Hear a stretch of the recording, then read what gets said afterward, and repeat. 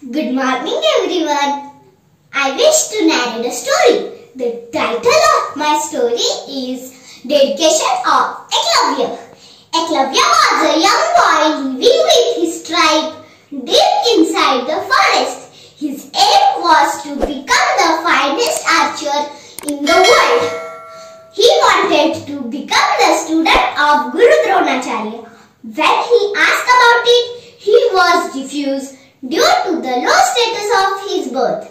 Despite this, Eklavya created a statue of Guru Dronacharya and practiced archery every day in front of it. Soon he became a best archer in the world. One day when Guru Dronacharya learned about it, he was afraid that a tribal boy who would pass his best student Arjun. So he called Eklavya and asked him to donate his right thumb.